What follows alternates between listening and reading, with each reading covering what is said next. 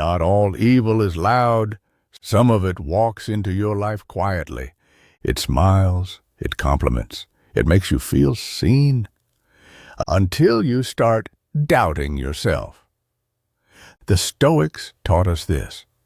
You have power over your mind, not outside events. But what if someone is silently trying to take over that mind? Today, we're going to uncover 10 signs that you're dealing with a truly evil person. Not just toxic or flawed, but someone whose entire energy is designed to manipulate, dominate, and destroy your peace. And more importantly, we'll see how Marcus Aurelius, Epictetus, and the Stoic mindset help you stand firm without losing your soul. Chapter 1. They love bomb and then withdraw. Evil doesn't start with hatred. It starts with admiration that feels too good to be true. They compliment you excessively. They make you feel like you're special, chosen. But then, without warning, they go cold. They vanish. This is not confusion, it's calculated. The Stoics would call this a test of your emotional detachment. As Epictetus said, it's not things that upset us, but our judgments about things. So when someone flips hot and cold, don't chase. Observe, anchor yourself. Let their mask fall off without letting your center be shaken. Chapter 2. They subtly undermine your confidence.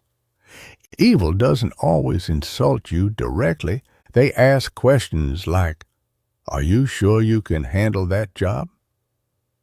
You look tired today. You're brave to wear that." Small cuts, day after day, until you start doubting your own intuition. Marcus Aurelius warned us, "The opinion of 10,000 men is of no value if none of them know anything about the subject." Remember, you are the subject, and only you can define your worth. Evil tries to gaslight you. Stoicism trains you to return to reason.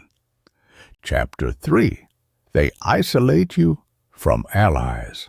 The moment you start getting close to someone who uplifts you, they get jealous. They plant doubts. She doesn't really care about you. He just wants something from you. This is strategic. Evil knows that isolation makes you easier to control. Stoic practice. Never give up your clarity for the comfort of false loyalty. Cut ties with people who sever your ties with others. Chapter 4. They use victimhood as a weapon. Watch for this one, because it's disguised as vulnerability. Evil people tell you stories of how everyone wronged them. Their ex was crazy. Their boss was abusive. Their friends were jealous. But there's a pattern. They're always the victim, never the villain. Marcus Aurelius reminds us the best revenge is to be unlike him who performed the injustice. Don't be guilt-trapped into carrying someone else's wounds. It's not compassion if it costs your clarity. Chapter 5. They watch, they wait, they use. Evil people don't just act, they study. They collect data. They pretend to listen only to use your truth against you later. You say you fear abandonment, one day they'll leave, just to trigger that fear. You open up about a failure, they'll bring it up when you're already down. Stoic training? Practice controlled disclosure. Share from your strength, not your wounds. Chapter 6. They trigger you, then call you too emotional.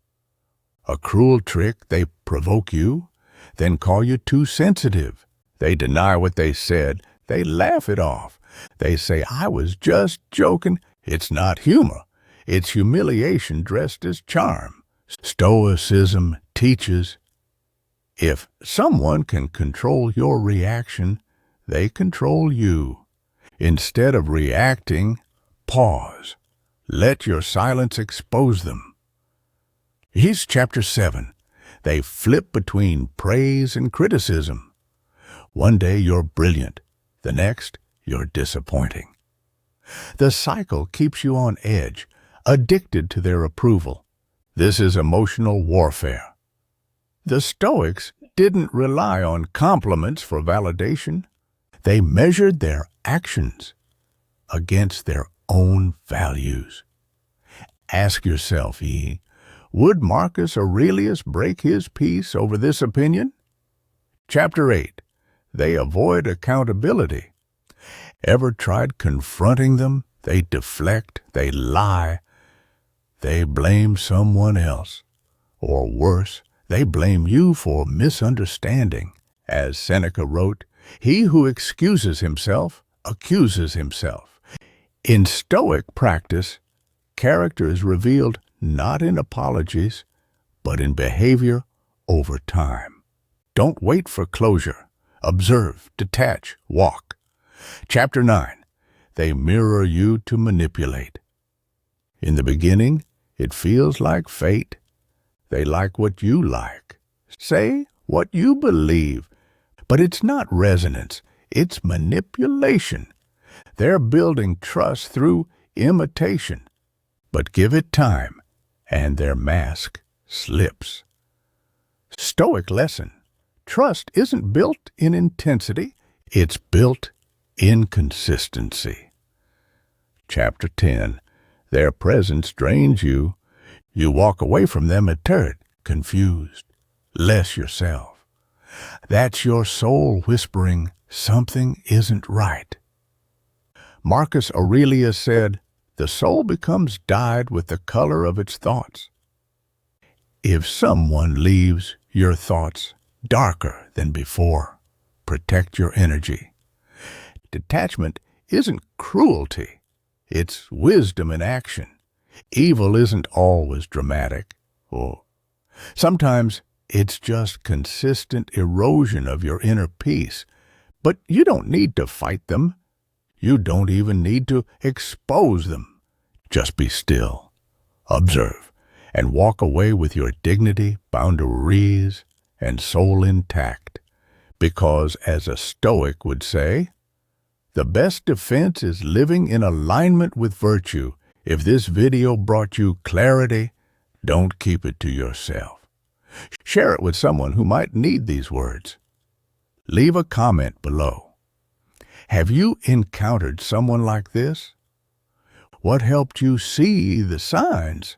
Subscribe for more Stoic motivation, ancient wisdom, and emotional mastery. Until next time, stay grounded, stay calm, and stay sovereign.